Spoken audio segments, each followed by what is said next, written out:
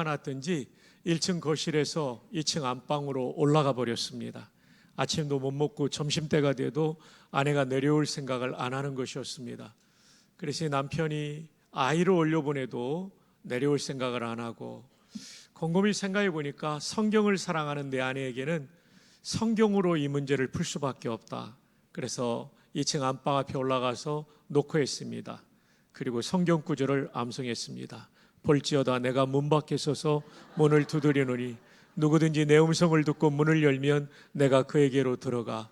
그제서야 아내가 움직이는 느낌이 있었고요, 문을 열면서 아내가 요한복음 15장 5절 말씀을 암송했습니다. 5절의 하반절입니다. 너희가 나를 떠나서는 아무것도 할 수 없느니라. 정말 아내가 도와주지 않으면 되는 게 없죠. 저희 집도 그렇습니다. 아무리 쓰레기 버려도 그 아내가 만들어줘야 되죠. 담임 목사님께서 드디어 음식물 쓰레기 버리기로 저랑 식사하시고 커피 하실 때 약속하셨습니다. 그 외에 청소나 이런 설거지는 도와주신답니다.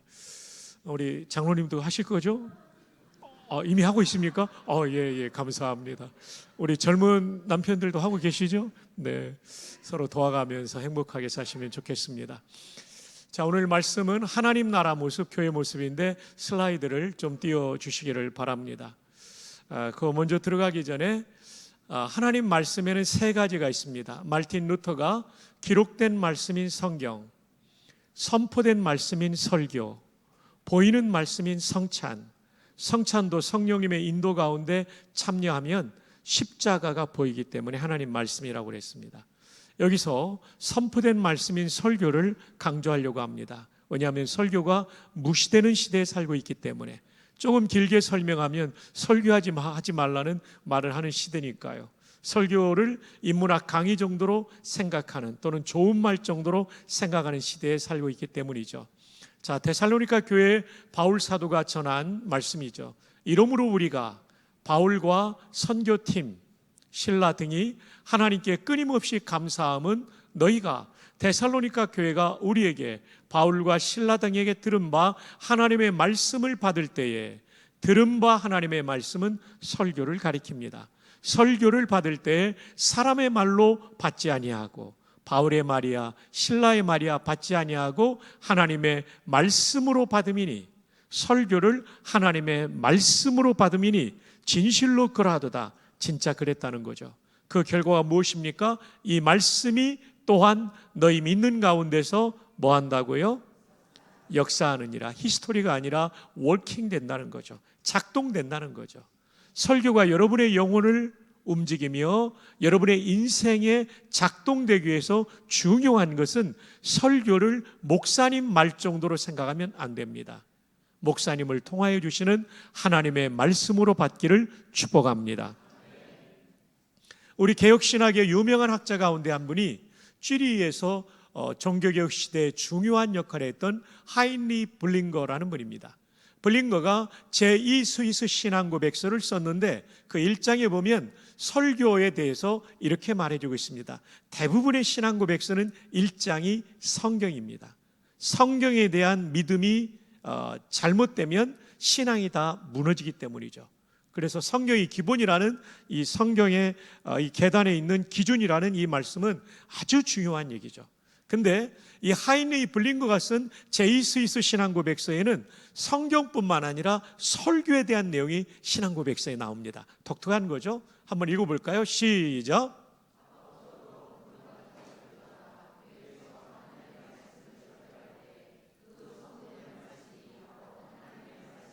교단의 신학과정을 마치고 교단이 치르는 그 설교 자격고시, 강도사라는 말이 내릴강, 말씀도, 말씀을 내린다. 요즘은 설교라고 하지만 한국교회 초기는 강도라고 그랬거든요. 그래서 강도사고시는 설교자고시라고 말할 수 있죠. 그러나 교회사적으로 계속 쓰고 있기 때문에 지금도 강도사라고 하고 있지만, 어쨌든 합법적으로 부름받은 설교자란 교단의 신학교육을 받고 교단의 강도서고시를 패스하고 그리고 안수받은 목사가 교회에서 하나님의 말씀을 설교할 때 그 선포된 말씀, 설교가 바로 하나님의 말씀이고, 이 종교개혁자의 가르침이에요. 계속해서 읽어볼까요? 시작.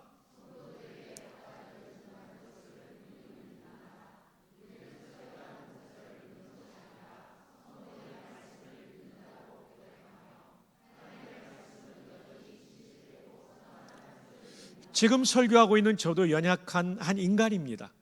실수할 수 있죠. 그러나 목회자들은 설교한 대로 살기 위해 부단히 노력해야 되고 성령 앞에 순종해야 되죠. 그러나 우리의 연약함 때문에 이 말씀이 가려져서는 안 된다는 거죠. 선포된 말씀 그대로를 하나님의 말씀으로 받아들이는 우리 모두가 되기를 축복합니다. 그러면 어떤 유익이 있는지 아십니까? 그것은 바로 하나님의 말씀이 내 인생에 역사하는, 워킹이 되는 놀라운 열매를 거두게 되는 거죠. 자, 여러분, 질문을 드립니다. 바울 사도는 에베소 교회에서 몇 년 동안 사역을 했을까요? 3년. 3년입니다. 고린도 교회에서는 얼마 동안 목회를 했을까요? 우와, 권사님, 제 입모양 이전에 먼저 나왔습니다. 충성 너무나 감사합니다. 1년 6개월. 권사님, 경례 자세가 굉장히 좋은데요. 여군 출신이십니까? 경례 자세가 너무 좋습니다. 1년 6개월. 에베소 3년, 그 다음에 고린도 교회는 절반, 데살로니가 교회는 얼마간이죠? 3주입니다. 3주. 근데 믿음으로 소문난 교회는 어느 교회죠? 데살로니가 교회입니다. 일정해 보세요. 아시아 전역에 소문났다. 놀라운 일이죠. 그 이유는 예배를 드리는 태도가 달랐습니다. 여러분들처럼 좋았다는 거예요. 그리고 설교를 저거 바울의 말이야, 신라의 말이야 이렇게 듣지 않고 하나님 말씀이야. 여러분의 일생이 정말 복된 성도의 길을 걸어가려면 설교를 하나님의 말씀으로 받아들이기를 바랍니다.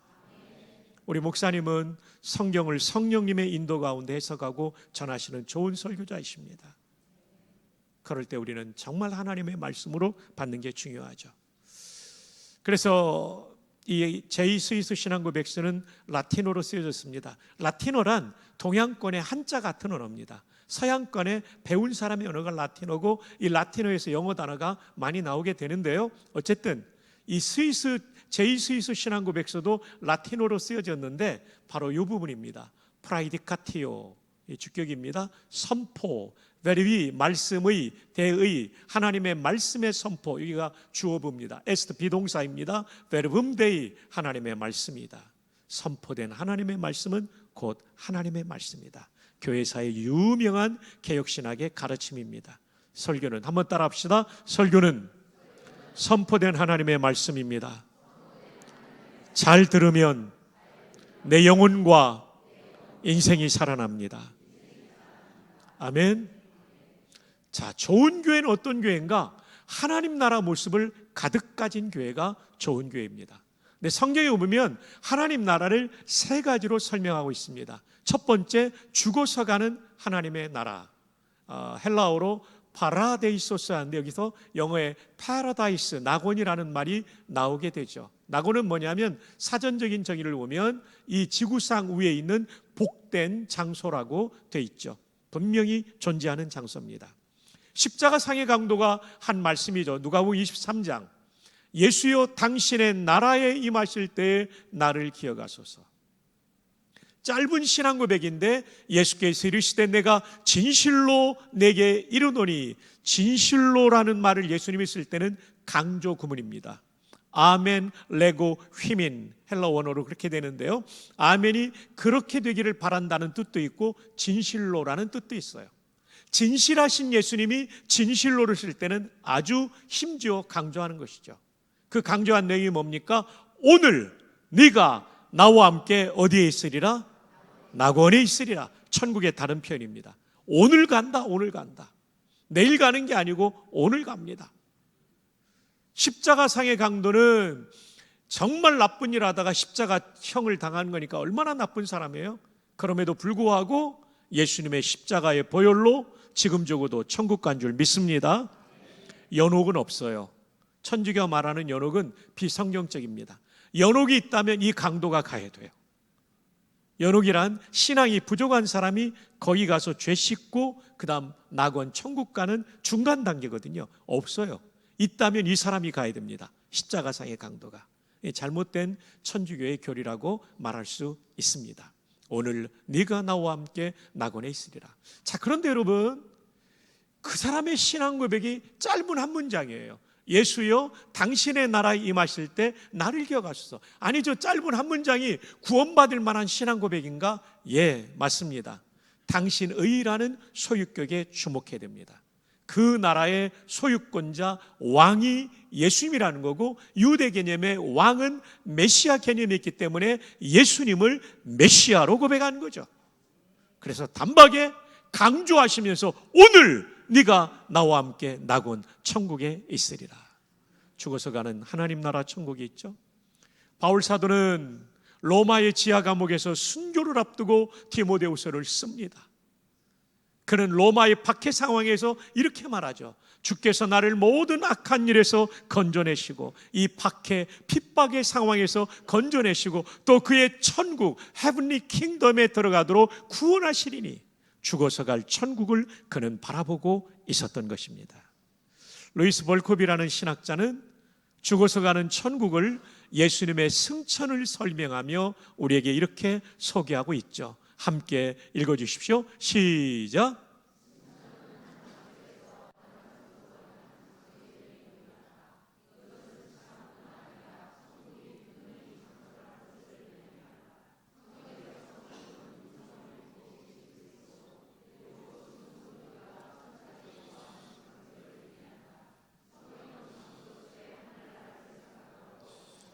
예, 이미 번역된 책이지만 제가 한 번 더 쉽게 번역했습니다. 자, 여러분, 여기에서 반복된 단어를 찾아보십시오. 뭡니까?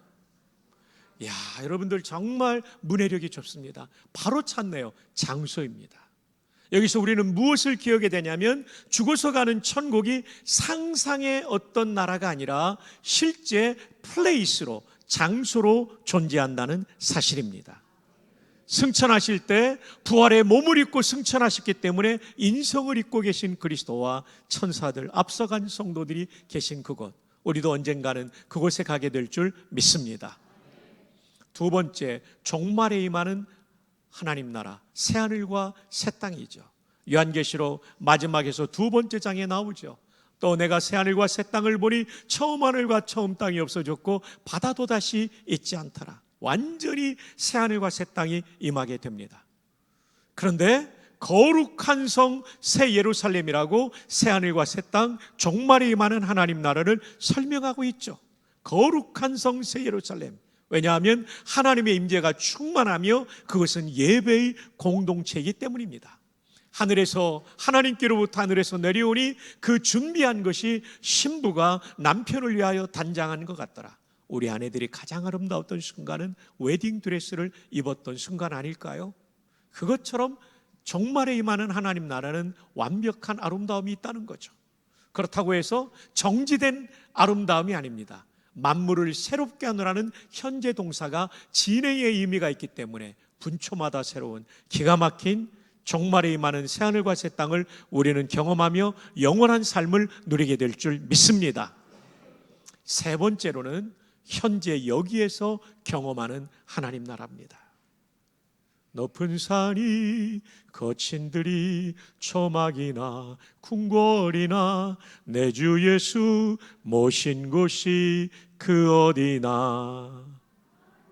하늘나라, 초막, 궁궐 어디든 높은 산 거친 들에서도 하나님의 임재의 충만함을 느끼는 은혜의 상태가 현재 이 땅 여기서 우리가 경험하는, 현재 경험하는 하나님 나라라는 거죠.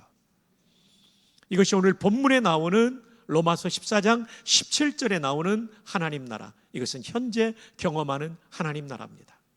이것은 오전에 말씀드린 것처럼 왕이신 하나님의 통치에 순종할 때 경험하는 은혜의 상태, 내 영혼을 살리고 내 가정을 살리고 교회와 세상을 살리는 거죠. 100년 전에 저 평안북도 선천에는 기독교인이 많았습니다. 6.25 전쟁 전에 한국 기독교의 60에서 70%는 휴전선 넘어, 그 당시에는 휴전선이 없었죠. 전쟁 전이니까 38선 넘어에 있었어요. 전쟁으로 그분들이 내려와서 한국교회 엄청난 남한교회 부흥이 일어났는데요. 어쨌든 선천은 기독교인의 신자율이 매우 높았던 지역, 주일날이면 시장의 모든 가게가 문을 닫았던 철시가 이루어졌던 지역입니다. 그 외곽에 백시성을 가진 남자 무당 박수 무당이 집 앞에 앉아 있는데 지나가는 예수 믿는 사람들이 전도하는 거예요. 어이 백무당, 자식들 마귀 하는지 그만두고 예수 믿고 천당 가시오. 무당한테 전도하니까 무당이 얼마나 화가 나겠어요.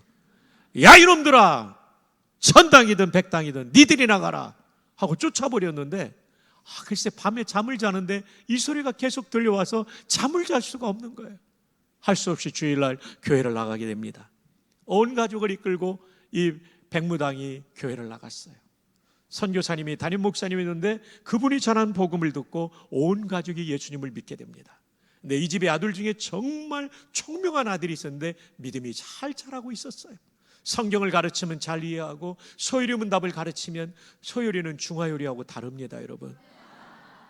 중화요리의 요자는 재료 요자고 소요리의 요자는 중요할 요자, 중요한 교리를 문답 형태로 가르치는 옛날에 성경 공부 방식이죠. 옛날에 뭐 책자도 많지 않고 하니까 그런 방식으로 가르쳤죠. 107문항을 다 외우는 거예요. 와, 저도 못 외워요. 107문항 방대한 분량인데 외우는 거예요. 어느 날 신방 가면서 이 아들에게 장작을 패놓으라고 했는데 얼마하고 갈 줄 알았는데 세상에 그날따라 신방이 늦게 맞춰져서 늦게 사택으로 돌아오는데 장작 패는 소리가 들리는 거예요. 선교사님이 감동을 하죠. 믿음이 있고 총명하고 성실하니까 미국 유학을 보냈어요. 이 아들이 1927년도에 미국의 명문대학인 예일대학교에서 박사학위를 받게 됩니다. 놀라야 될 때 안 놀라면 제가 놀라게 됩니다. 지금도 예일대에서 박사 받기 어렵습니다. 귀국하여 그는 연희전문학교의 교수가 됩니다. 1950년도에는 한국전쟁이 났을 때는 문교부 장관, 교육부 장관이 되죠, 지금의. 그리고 군선교제도 창설을 위해, 군목제도 창설을 위해 한경직 목사님과 함께 이승만 대통령을 설득한 리더가 됩니다. 1957년도에 연희대학교와 세브란스 의대가 합쳐져서 연세대학교가 될 때 이 백무당의 아들이 초대 총장이 됩니다. 그분이 누구냐면 바로 용재 백낙준 박사입니다. 어쩌면 이분은 아버지의 뒤를 이어 무당으로 일생을 살아야 됐을 수도 있습니다. 근데 예수 그리스도를 나의 구주로 모시고 하나님의 은혜의 나라가 내 영혼 속에 찾아오니 내 영혼이 살아날 뿐만 아니라, 가정이 살아날 뿐만 아니라 교회와 사회를 살리는 위대한 하나님의 사람으로 쓰임받게 된 것입니다. 여러분, 하나님 나라가 내 마음에 임하면 내 인생을 살리고 가정을 살리고 교회를 살리고 사회를 살리는 것이죠. 그리고 저마다의 소명에 따라 어떤 분은 목사로, 어떤 분은 교수로, 어떤 분은 선생님으로, 어떤 분은 공무원으로, 작은 비즈니스라는 사업가든, 어쨌든 우리는 저마다의 인생 속에 하나님 나라의 현재적 은혜를 나누는 복된 인생이 되는 줄로 믿습니다. 자, 그런데 오늘 바울 사도는 현재 우리가 경험하는 하나님 나라를 설명하면서 먹는 것과 마시는 것이 아니라는 전제를 달고 있습니다. 왜일까요? 이것은 1세기 로마 교회의 문제와 관련되어 있습니다. 로마 사회는 다신교 사회이며 모든 도축한 고기는 우상의 제단에 바친 다음에 시장으로 유통되었습니다. 그래서 시장에서 판매되는 소고기나 양고기를 사 먹게 되면 이것은 우상의 제단에 바쳤었기 때문에 내 영혼이 오염된다라고 생각하는 성도들이 있어서 이것을 먹지 않았습니다. 채소만 먹었던 성도들이 있었던 거죠. 그러나 바울의 가르침을 기억하면서 이것을 기쁨으로 먹었던 성도들이 있었는데 이 두 그룹의 갈등이 로마 교회의 문제였기 때문에 하나님의 나라는 먹는 것과 마시는 것이 아니오라는 전제를 달고 있습니다. 자, 디모데전서 4장 3절에 바울의 가르침을 들어봅시다. 여성들께서 한번 읽어주십시오. 시작.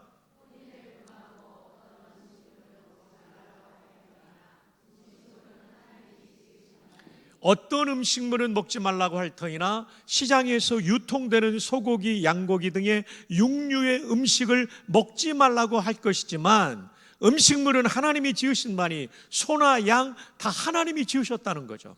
믿으시면 아멘. 하나님께서 지으신 모든 것이 선하며 소나 양이 다 선하기 때문에 감사함으로 감사 기도하며 받으면 버릴 것이 없다는 것은 먹을 수 있다는 것입니다. 자, 5절 남성들이 읽어주세요. 시작. 하나님의 말씀과 하나님이 지으신 모든 것이 선하다는 말씀과 기도로, 감사의 기도로 그 고기가 거룩해지기 때문에 나를 오염시키지 않는다는 해석이죠. 그래서 로마 교회 안에는 먹을 수 없다는 그룹과 먹어도 된다는 그룹의 갈등이 있었던 것이죠. 이것이 심각한 문제, 서로 비판하고 업신여기는 교회의 심각한 갈등의 현안 문제가 되었기 때문에 바울 사도는 이 문제를 풀어야 했던 것입니다. 그럼 어떻게 풀었을까요?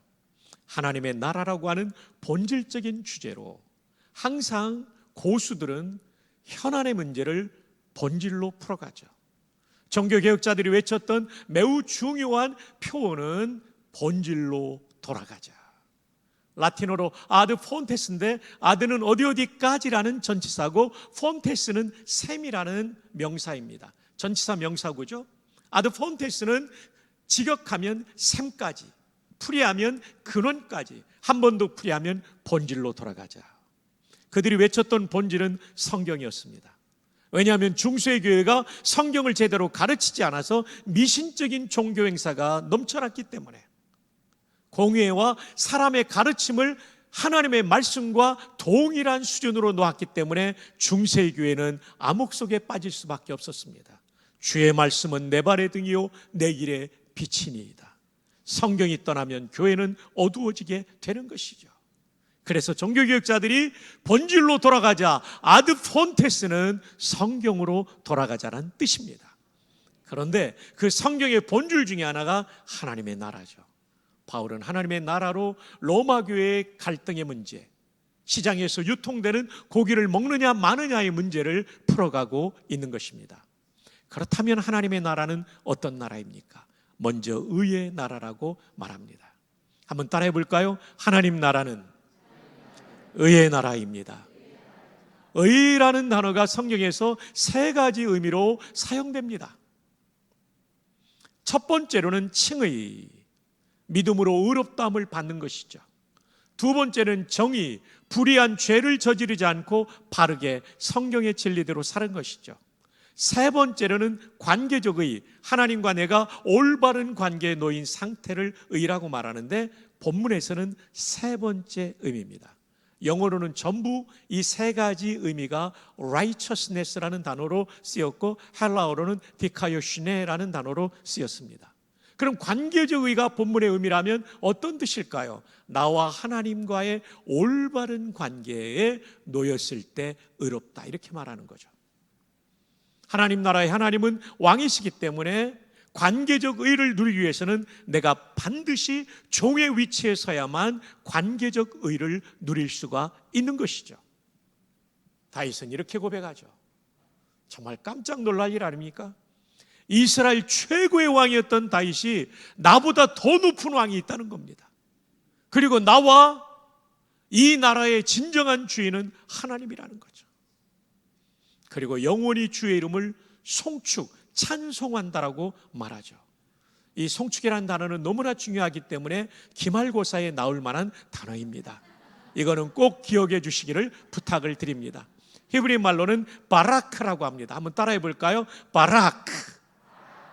여러분, 발음이 거의 신대원 수준입니다. 신대는 와야 될 사람이 여기 상당히 많이 앉아있는 느낌이 듭니다. 여러 가지 뜻이 있는데 찬송과 관련된 뜻으로는 두 무릎을 꿇고 찬미하다, 한 무릎이 아닙니다. 두 무릎을 꿇는다는 얘기는 고대의 왕 앞에 취하는 예절이므로 두 무릎을 꿇고 찬미한다는 얘기는 하나님을 왕으로 높여드리며 찬양한다는 뜻입니다. 찬양하다는 동사가 많이 있어요. 할랄, 여기서 할렐루야가 나오죠. 기쁨으로 노래하다. 이렇게 우리 반주자님이 계신데 어디 가셨어요? 반주자님 손 들어보세요. 예, 반주자님, 이 악기를 가지고 찬양하다는 동사는 자마르입니다. 조금 전에 우리가 손을 들고 찬양했죠. 손을 들고 찬양하다는 야다입니다. 손이 야드거든요. 근데 이 모든 동사 중에 단연코 최고의 찬양하다는 송축하다는 바라크예요. 왜냐하면 두 무릎을 꿇고 하나님을 높여드리는 찬양이니까. 오늘 찬양 인도자님은 너무 찬양 인도 잘하셨어요. 근데 바라는 것은 일생 바라크의 찬양의 인도자가 되기를 바라요. 오로지 그 왕만을 높여드리는 찬양의 사람, 예배의 사람, 하나님이 반드시 그분의 찬양과 예배를 받아주시는 거죠. 자, 우리 옆에 분에게 히브리어로 축복합시다. 바라크의 예배자가 되기를 바랍니다. 네, 형제님 얼마나 외로우세요? 저랑합시다. 바라크의 예배자가 되기를 바랍니다. 장로님 앞에서 얼마나 외로우세요? 바라크의 예배자가 되기를 바랍니다. 정말 중요한 동사예요. 바라크. 이거 기말고사에 꼭 나오니까 기억해 주시기를 바랍니다.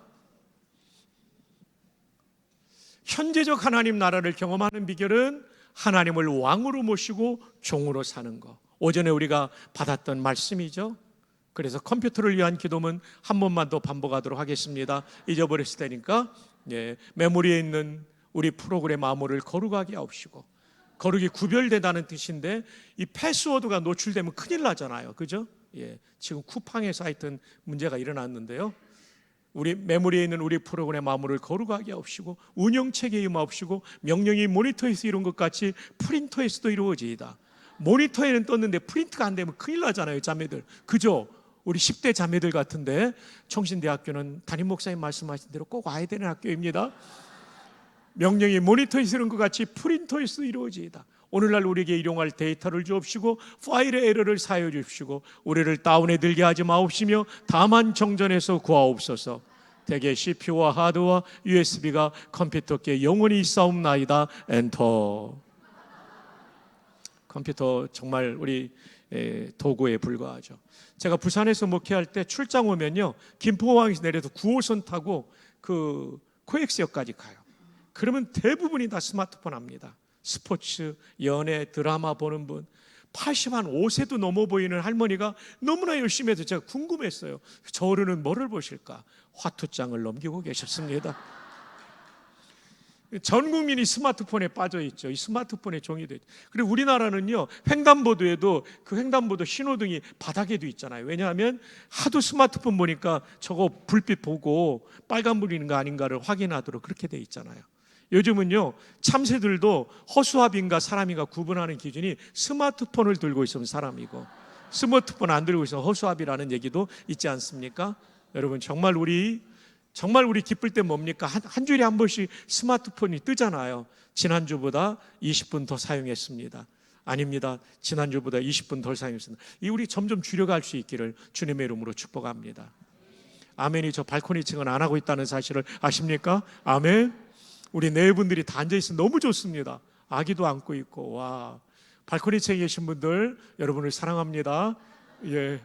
손까지 들어주시고 너무 고맙습니다.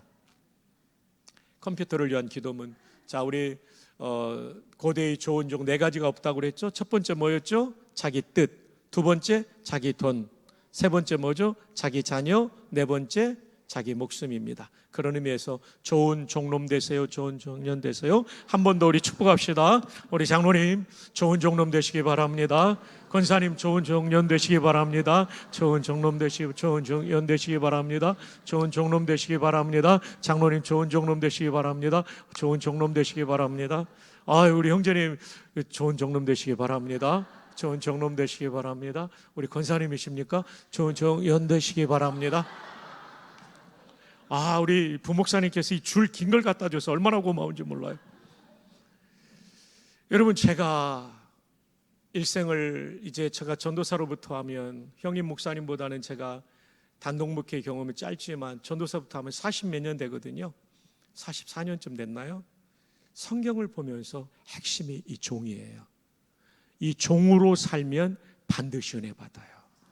이스라엘의 하나님 여호와여, 위로 하늘과 아래로 땅에 주와 같은 신이 없나이다. 주께서는 온 마음으로 주의 앞에 행하는 종들에게 언약을 지키시고 은혜를 베푸시나이다. 이 기도 다음에 이게 성전 봉헌 기도거든요. 자기 아버지를 3번이나 주의 종 내 아버지 다윗, 자기를 주의 종, 솔로몬이 그랬어요. 그들의 인생이 가장 복될 때는 하나님 앞에 종으로 살 때. 근데 자기 마음대로 살 때는 바세바 사건도 일어나고 인구조사도 일어나고 솔로몬의 그 암흑의 시간이 시작되는 거예요. 그래서 여러분, 정말 저도 종으로 살 테니까 여러분도 종으로 삽시다. 여러분, 저를 축복해 주시는 게 2팔 벌리는 거예요. 저를 향해 주십시오. 저한테 축복해 주시기 바랍니다. 박성규 목사님 다 했어요. 시작. 박성규 목사님 하나님의 종놈으로 사시기 바랍니다. 아멘. 이거 여러분 꼭 기도해야 돼요. 사람이요, 어떤 학교의 장이 되면 교만하기 쉽고요, 자기 마음대로 가기 쉬워요. 그건 망하는 길이에요. 저도 망하고 학교도 망하기 때문에 제가 종놈으로 살도록, 아멘. 이쪽이 아멘 안 했어요. 제가 종놈으로 살도록 기도해 주시기를 바랍니다. 제가 은퇴할 때 가장 큰 칭찬은 박성규 목사는 종으로서, 하나님의 종으로서 그 직무를 수행했다. 그렇다면 저는 정말 역사에 남는 직무를 수행할 수 있겠죠. 그것도 제 영광이 아니라 하나님 영광에 의해서. 사실은 제가 종놈입니다. 종놈입니다. 제가. 여러분만 종놈이 아니고 저도 종놈이니까 우리 다 같이 종놈입니다. 여러분, 이 교회 안에 있는 성도가 다 종놈이 되어버리면요, 와, 여러분의 교회는 지금까지도 좋은 교회지만 앞으로 역사를 뒤집어 엎는, 업사이드 다운하는 놀라운 교회가 될 줄 믿습니다. 자, 우리 한 번 더 따라합시다. 이제는 우리 주먹 쥐고 합시다. 주여, 나의 일생이 하나님의 종놈이 되게 하여 주옵소서. 종연이 되게 하여 주시옵소서. 아, 감사합니다. 자, 너무 감사해요. 이게 하나님 나라의 의라고 하는 뜻이 이 관계적의 종의 삶을 사는 것입니다. 두 번째, 하나님 나라는 평강의 나라입니다. 어렵게 생각하지 마시고요, 영어 성경에 평화라는 단어로 되어 있어요. peace, 헬라어로는 에이레네라는 단어입니다. 이 문맥에서 성경을 해석할 때 가장 중요한 건 문맥입니다. 문맥에서 어떤 의미로 나타나는가? 무슨 뜻이냐면 비판하지 않는 것입니다. 학문적인 비평, 크리틱은 할 수 있지만 인격적인 상처를 주는 비난하면 안 됩니다. 교회에서는 비평도 할 일이 없죠. 이건 대학이나 거기 사는 거죠. 자, 그렇다면 오늘 본문이 로마서 14장 17절인데 앞에 문맥, 전 문맥을 보면 우리가 이 의미를 알아갈 수 있어요. 1절 우리 남성들이 한번 읽어주세요. 시작. 비판하지 말라. 이건 인격적인 모독을 하는 비난을 하지 말라는 거죠. 2절 여성들 시작.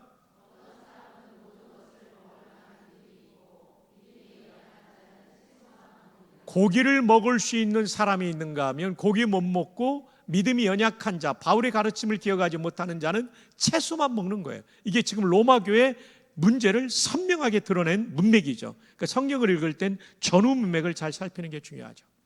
그 다음 다 함께 읽어요. 시작.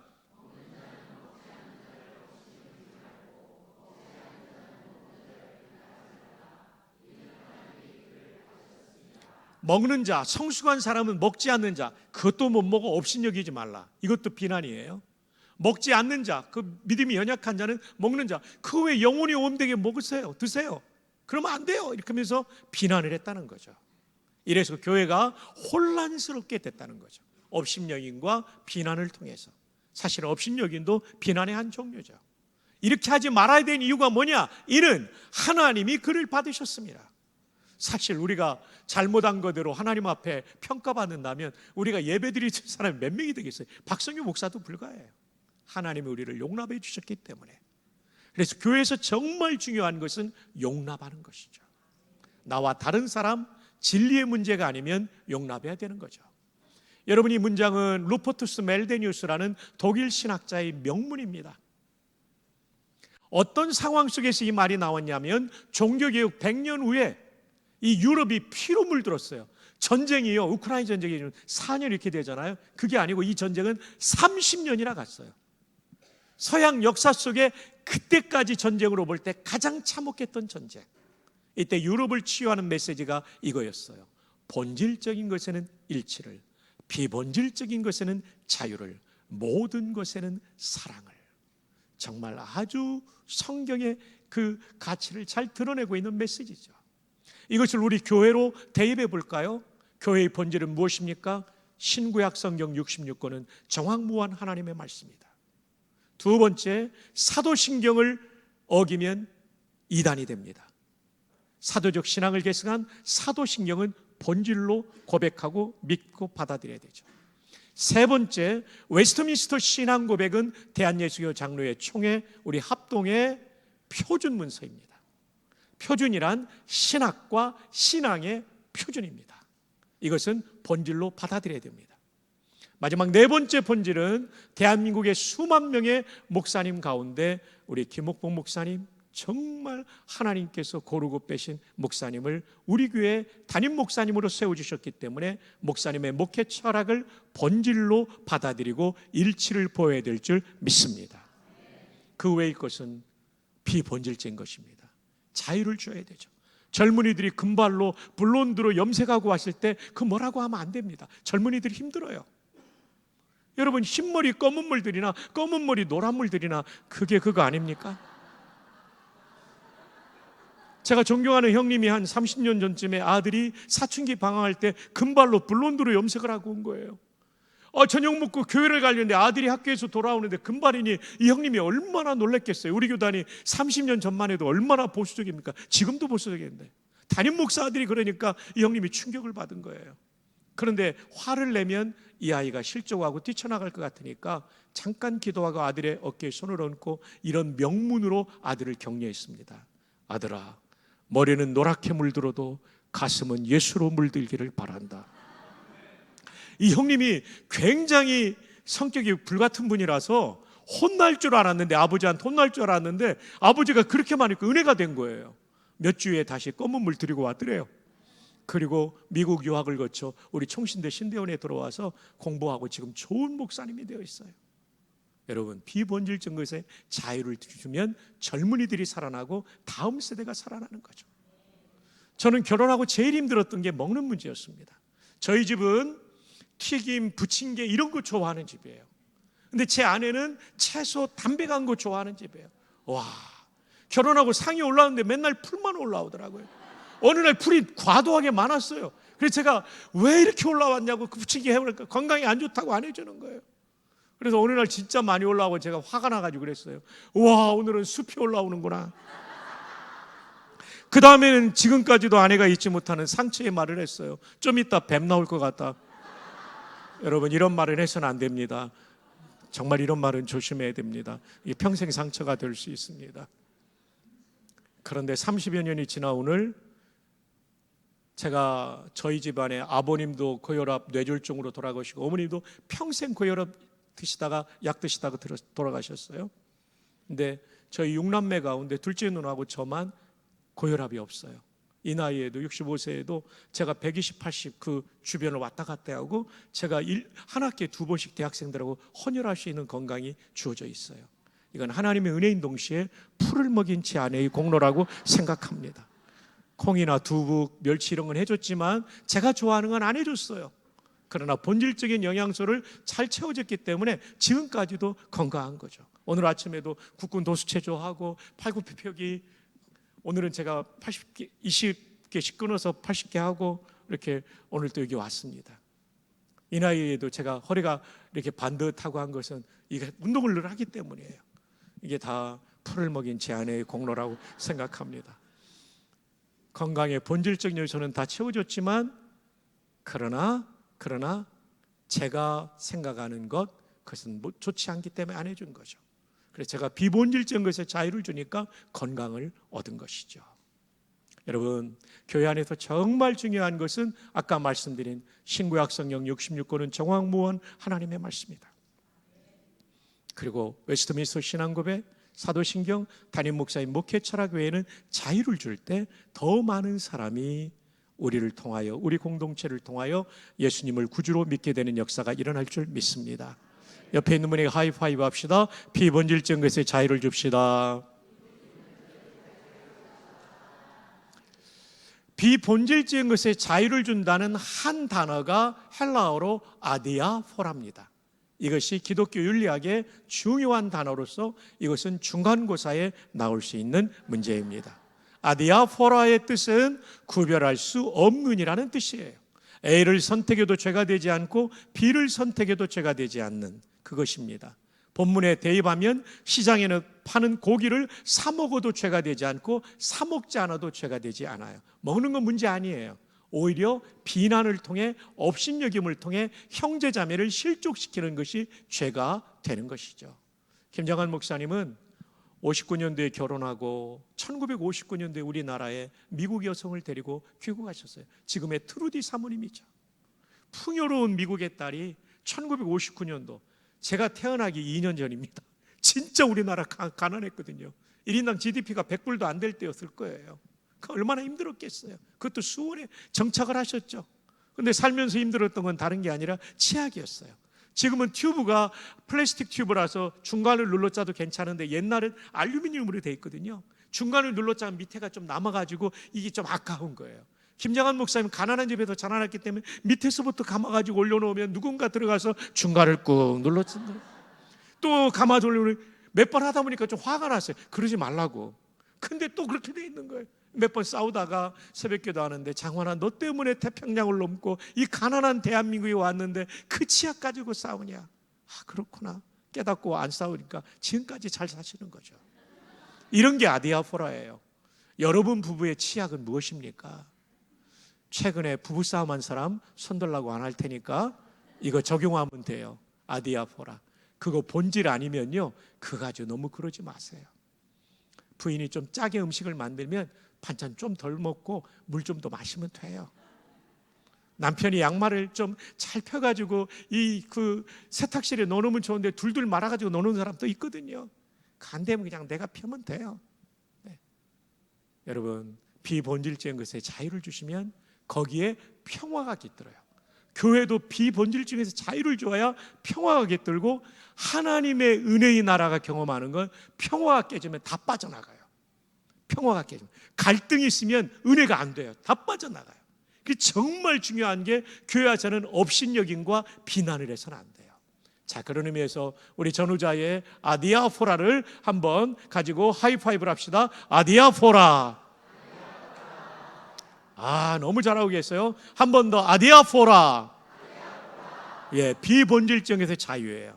A를 선택해도 죄가 아니고 B를 선택해도 죄가 아니고, 이럴 때 평화가 깃들고, 교회에 아디아포라가 적용되면 교회가 평화롭고, 가정에 적용되면 부부가 행복해지는 거예요. 지금 우리 저 신랑 지금 잘 따라오고 계십니까? 발코니 층에 우리 신랑 잘 따라오고 있죠? 아디아포라. 예, 부인하고 한번 하이파이브 하세요. 아디아포라. 네, 이거 꼭 기억하셔야 돼요. 이쪽 신랑도 아디아포라. 와, 너무나 감사해요. 뒤에 계신 분들도 다 아디아포라. 너무 중요합니다. 본질이 아닌 거 가지고 그냥 내 습관이나 기질에 맞지 않다고 배척하고 그러면 평화가 없고 은혜가 교회와 그리고 가정을 떠나는 거죠. 이 아디아포라는 정말 중요한 기독교 윤리와 성도의 삶에 아주 중요한 지침이 되는 것이죠. 사실 여러분, 한 사람이 교회 온다는 건 굉장히 어려운 일입니다. 안 믿는 사람이 저문을 열고 들어온다, 망설이며 들어오는 겁니다. 이 교회는 어떤 교회일까? 나를 환대할까? 냉대할까? 이런 생각을 하게 되는 거죠. 전혀 신앙이 없는 사람이 들어오는 건 정말 힘듭니다. 저는 불교의 도시에서 목회를 했기 때문에 압니다. 불교 신자가 개종하는 건 정말 힘든 거거든요. 그런데 저문을 열고 들어온다, 정말 소중한 한 사람의 인생이 오는 거죠. 정현종 시인의 방문객이라는 시를 떠올려 보십시오. 제가 기억나는 대로 소개해 드립니다. 사람이 온다는 건 실은 어마어마한 일이다. 그는 그의 과거와 현재와 그리고 그의 미래가 함께 오기 때문이다. 그의 일생이 오기 때문이다. 여러분, 오늘 한 분 한 분이 일생을 안고 여기까지 오신 거예요. 부서지기 쉬운 마음, 그래서 부서지기도 했을 마음이 오는 것이다. 살면서 우리는 얼마나 상처 입은 마음, broken heart를 가지고 이렇게 오게 되는 것 아니겠습니까? 시는 이렇게 이어집니다. 그 갈피를 바람은 더듬어 볼 수 있는 마음, 그 마음에 상처 입은 갈피를 더듬고 치유하는 그 바람은 태풍이 아니라 미풍이겠죠.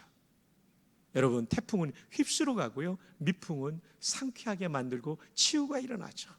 동요에도 있지 않습니까? 산 위에서 부는 바람, 시원한 바람. 그 다음 뭐죠?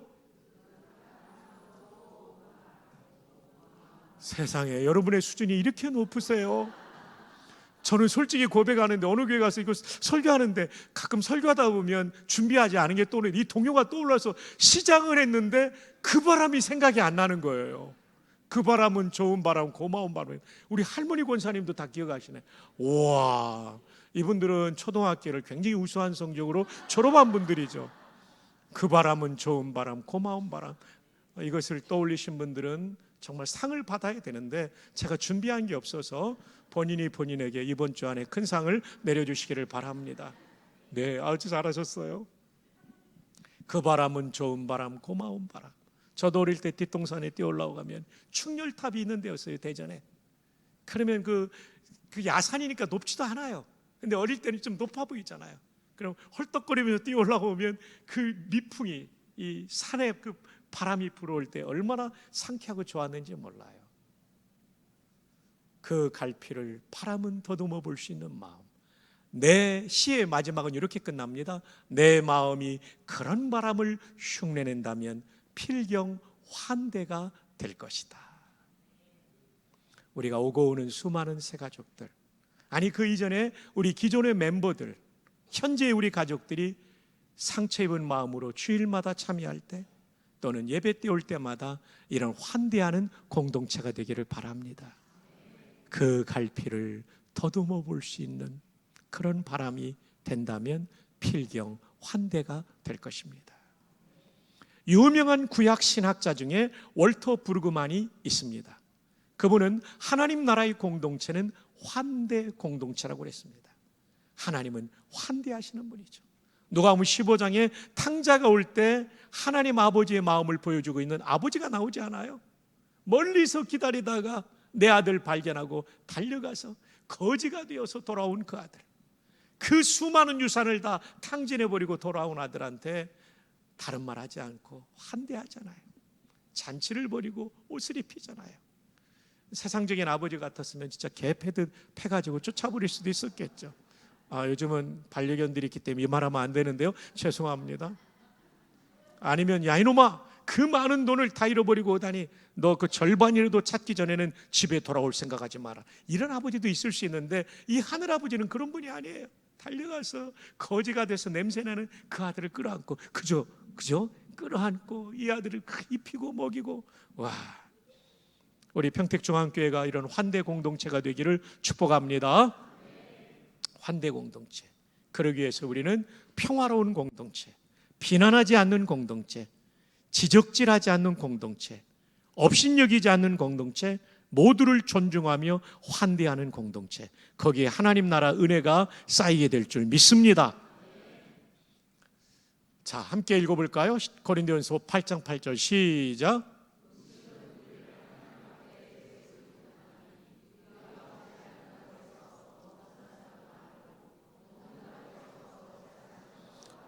고린도 교회도 시장에서 판매되는 고기 먹는 문제가 있었어요. 바울이 말합니다. 먹지 않는다고 해서 더 못 사는 것도 아니고 먹는다고 해서 더 잘 사는 것도 아니다. 이게 아디아포라예요. 서로 비난하지 않고 업신여기지 않을 때 평화가 임하고 교회는 은혜로운 공동체, 하나님의 임재가 충만한 공동체가 될 줄 믿습니다. 자, 우리 옆에 사람에게 이렇게 축복합시다. 당신을 존중합니다. 나와 다름을 존중합니다. 네, 진리의 문제에 있어서는 우리가 엄격하고 추상같아이다나 개인의 기질의 차이, 습관의 차이, 이런 부분에 대해서는 우리가 마음을 활짝 열고 아디아포라의 원리로 용납할 때 우리 교회는 더 좋은 교회, 하나님 나라 모습을 가진 교회가 될 줄 믿습니다. 13절 여성들이 읽어주세요. 시작.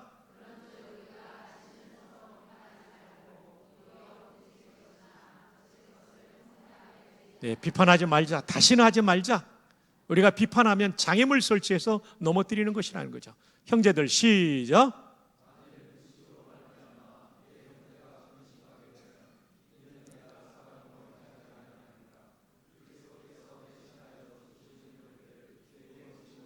먹는 문제 가지고 망하게 하지 말자. 그 아디아포라다 이 얘기예요. 정말 좋습니다.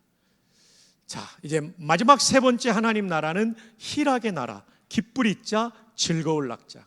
정말 하나님의 은혜가 있는 교회는요, 하나님 나라의 현재적 임재 있는 교회는 기쁘고 즐거운 교회죠. 여러분의 교회처럼 희락.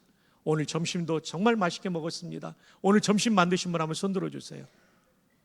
예, 우리 박수로 한번 감사를 드립시다. 와, 오늘 얼마나 잘 먹었는지요. 감사드립니다. 여기서 희락은 무엇을 뜻할까요? 헬라 말로 카라라는 게 희락이라는 단어예요. 또 카라 하니까 여기 젊은이들은 걸그룹 카라를 떠올릴 수 있는데, 걸그룹 카라는요 영어로 KARA이고 이 희락은 영어로 표기하면 CHARA라 이렇게 좀 다르다는 걸 말씀드립니다. 희락과 반대되는 개념은 쾌락입니다. 이건 마귀적인 거예요. 왜 비판이 잘못됐냐면 마귀가 비판하거든요. 업신여기고 사람을 파괴하죠. 쾌락은 마귀적인 즐거움이고 희락은 예수님적인 즐거움이에요. 내가 먼저 섬기고 필요하면 내 것을 나누고 그리고 내 목숨까지도 주는 거죠. 이게 희락이에요. 내가 섬기는데 결국은 전체가 다 기뻐하는 공동체, 이게 희락 공동체죠. 쾌락은요 업신여기고 비난하면서 내가 우월하다고 기뻐하는 거죠. 남성들의 성희롱, 성추행, 폭력 다 쾌락, 마귀적인 것입니다. 우리 교회는 쾌락을 추구하는 사람이 아니라 희락을 추구하는 사람들로 가득하기를 주님의 이름으로 축복합니다. 시민들이 와서 여러분의 교회에 왔을 때 이걸 느껴야 돼요. 세상과 다르구나. 세상은 자기의 기쁨을 먼저 추구하는데 평택중앙교회는 서로의 기쁨을 추구하는 희락 공동체구나. 이걸 느낄 수 있어야 되는 거죠. 여러분, 성경의 장과 절은 처음부터 나누어져 있었을까요? 아니요가 정답입니다. 장은 1204년, 절은 1551년.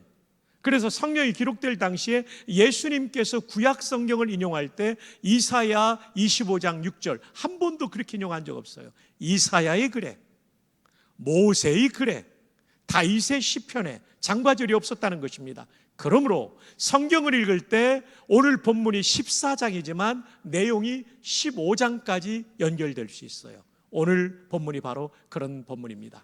1절 남성들이 읽어주세요. 시작.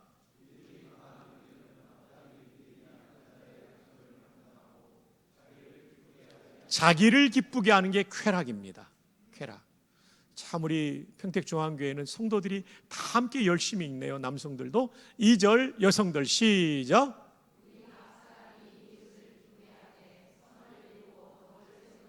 이웃을 기쁘게 하는 게 바로 희락입니다. 예수님 닮은 거예요. 근데 술 사주고 마약 사주고 기쁘게 하면 망하는 길이니까 선을 이루고 덕을 세우도록 해야 되는 거죠. 제가 대전중앙교회에서 고등학교 졸업할 때까지 다니고 서울의 대학을 가게 됐는데요. 형들하고 도서관에서 공부할 때 보면 형들이 재밌는 얘기를 해요. 근데 한 분 형님은 평안도 출신의 안수 집사님 아들이었어요. 근데 그 1977년도 8년도에 유명한 샴푸가 애경에서 나왔어요. 그 샴푸는 베이비 샴푸인데 아이들은 머리를 감을 때 무서워서 눈을 뜨다 보니까 샴푸물이 들어가서 눈이 따가운 거죠. 근데 베이비 샴푸는 눈에 들어가도 안 따가운 샴푸였어요. 광고 카피가 이랬습니다. 아이들이 샴푸한다, 눈을 뜨고 샴푸한다, 따갑지 않아요 베이비 샴푸, 쓰리지 않아요 베이비 샴푸. 여기까지가 노래고 그 다음 멘트예요. 엄마도 같았으면 좋아요. 근데 이 평안도 사투리를 하는 저보다 2살 형님이 이걸 평안도 말로 해서 우리가 도서관에서 공부하다가 배꼽을 잡고 있었어요. 아이들이 샴푸한다를 아새끼를 샴푸한다, 눈을 뜨고 샴푸한다를 눈시깔이 불아리고 샴푸한다, 따갑지 않아요 아새끼를 샴푸, 쓰리디 않아요 아새끼를 샴푸, 고조 에미나이도 같았으면 되었지. 그래서 많이 웃었는데요. 제가 이 얘기를 하는 이유는 아침 일찍부터 나오셔서 여러분 얼마나 고단하세요. 몇몇 분이 정말 눈썹의 무게를 이기지 못하는 것을, 눈꺼풀의 무게를 이기지 못하는 것을 보고 이 조크가 생각났습니다. 우리 옆에 있는 분에게 하이파이브 합시다. 눈시깔이 불아리고 말씀 들읍시다. 이제 거의 끝나갑니다. 눈시깔이 불아리고 잘 들어주십시오. 그리스도께서도 자기를 기쁘게 하지 아니하셨나니. 그렇죠. 그리스도께서 자신의 기쁨을 추구했다면 십자가 절대 아닙니다. 이게 최악의 사형틀이거든요. 키케로 같은 사람은 십자가라는 말도 꺼내지 말라. 그 로마 시민권자한테는 십자가형 안 했죠. 그래서 바울이 참수형 당한 거 아닙니까? 예, 여러분 정말 그리스도께서 희락을 추구하셨기 때문에 우리의 기쁨이 있는 것입니다. 교회 와서는 정말 권리를 주장하지 마십시오. 그건 교회 모습이 아니에요. 권리를 내려놓고 이 땅에 내려오신 예수님이 계시기 때문에 만들어주신 것이 교회고, 십자가 위에 세워진 것이 교회이기 때문에 철저하게 십자가 정신으로 권리를 내려놓고 섬기는 공동체가 되어야 할 줄 믿습니다. 여러분, 교회 와서는 꼭 섬기세요. 세상에서도 섬겨야 되지만 우리는 그 자세가 진짜 교회다움이에요. 거기에 은혜가 있고 하나님 나라의 현재적 은혜가 임하는 거죠. 우리 섬김을 위해서 한 번 더 축복하도록 합시다. 가족을 뛰어넘어서 인사해 주시길 바라는데, 이 인사는 바로 이것입니다. 한 달 안에 식사 한 끼 꼭 대접하겠습니다. 시작. 한 달 안에. 너무 감사합니다. 자꾸 이 밥을 먹으면요 정이 들어요. 저도 오늘 담임 목사님과 함께 밥을 먹는데 이 정이 들어요. 와. 근데 여러분 진짜 점심 너무 맛있었어요. 와, 감사해요. 자, 우리 함께 13절 읽어요. 시작. 그러므로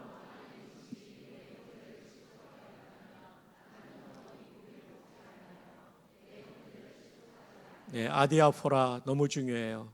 그래서 실족하지 않는 게 중요해요. 의견의 차이 가지고 비난하거나 업신여기지 마세요. 그건 교회를 교회답지 못하게 하는 거고, 하나님의 은혜가 깨진 항아리 밑을 통해 빠져나가는 물처럼 빠져나갑니다. 교회에서는 절대 비난하거나 업신여기지 말고 존중하고 격려하는 공동체를 만들어야 되는 거죠. 친정집 같은 교회와 시댁 같은 교회가 있어요. 시댁 같은 교회는 뭐 하나 잘못하면 막 박살을 내는 교회 있어요. 그거 좋은 교회 아니에요. 시자가 들어가면 며느리들은 다 힘들어요. 시금치 잘 안 먹으려고 하잖아요. 성경 읽다가 시편 나오면 잠언으로 점프하고 그러잖아요. 그래서 여러분, 시댁 같은 교회 되면 안 되고 친정집 같은 교회, 용납 그리고 평안함을 주는 교회가 돼야 돼요. 아멘. 그것은 서로 섬겨야 되죠. 성령의 감동에 따라 섬길 때 이런 교회가 되는 것이죠. 실족시키지 않는 교회가 돼야 되는 거죠. 자, 그러나 이것은 우리 인간 본성에 반하는 것입니다. 하나님 나라의 의는 하나님과 올바른 관계에 놓는 건데, 하나님을 왕으로 모시고 내가 종이 되는 건데, 우리는 자꾸 내가 왕이 되고 싶고 내 뜻대로 하는 주인이 되고 싶죠. 이건 인간 본성 때문에 그래요. 하나님 나라의 평강, 이 평화는 비난하지 않을 때 주어지는 것인데, 자꾸 우리는 비난하면서 나를 정당화하고 싶고 내가 우월하다는 걸 드러내고 싶은 게 있죠. 이게 바로 우리의 본성, 죄성 아니겠습니까? 하나님 나라의 희라, 다른 사람이 기쁨을 위해 먼저 내가 섬겨야 되는데 자꾸 내가 섬김받고 싶고 왜 나를 안 알아주지? 나 이렇게 충성했는데, 이러면서 우리는 세상과 같아지는 것입니다. 예수님은 그 길을 걷지 않으셨죠. 서로의 기쁨을 먼저 추구하는 거죠. 근데 우리의 본성이 이걸 가로막고 있죠. 그래서 바로 오늘 말씀에 해석하지 않은 문구만 해석함으로써 이 문제를 극복하고 이제 결론으로 진입하고자 합니다. 오늘 많은 성도님들께서 내일의 목회자를 위해서 헌신해 주셔서 진짜 머리 숙여 감사합니다. 담임 목사님께서 그렇게 강조해 주셔서, 그런 담임 목사님 또 어디 계시겠어요. 고맙고, 또 그에 반응해 주신 성도님들께 신학교육을 담당하는 총장으로서 무한한 격려를 받고 가서 참 고맙다는 말씀 드리고 싶습니다. 신학생 하나를 살리면 교회 하나를 세우는 겁니다. 오직 성령 안에 있는 의와 평강과 희락입니다. 그냥 종의 삶이 되는 게 아니고 성령 안에 있을 때 종의 삶이 되고, 비난하지 않게 되고 타인의 기쁨을 위해 섬기는 사람이 될 수 있는 거죠. 오직 성령 안에 있을 때만 이게 가능해요. 이것이 우리 본성을 극복하는 에너지가 되는 거죠. 그럼 성령 안에 있다고 할 때 안에는 어떤 뜻일까요? 원어 사전에 보면 내용이 굉장히 많아요. 두 가지만으로 요약한다면 장소, 우리가 지금 예배당 안에 있다, 이 안에가 N입니다. 장소의 개념의 전치사가 되기도 하고, 두 번째 인격 개념이에요. A와 B의 관계가 개인적으로 아주 친밀하고 가까운 그런 관계를 안에 있다 그러죠. 이건 우리 한국 외에도 나오죠. 수년 전에 파리의 연인이라는 드라마 기억나죠? 박신양이라는 배우가 김정은이라는 예쁜 배우한테 뭐라고 그랬죠? 맞아요. 저도 그 대사가 너무 좋아가지고 기억하고 있어요. 와, 진짜 좋은 대사예요. 와, 내 안에 너 있다. 떨어져 있어도 안에 있는 거죠. 근데 가만히 생각해 보면, 저는 우리도 데이트할 때 경험하지 않았습니까?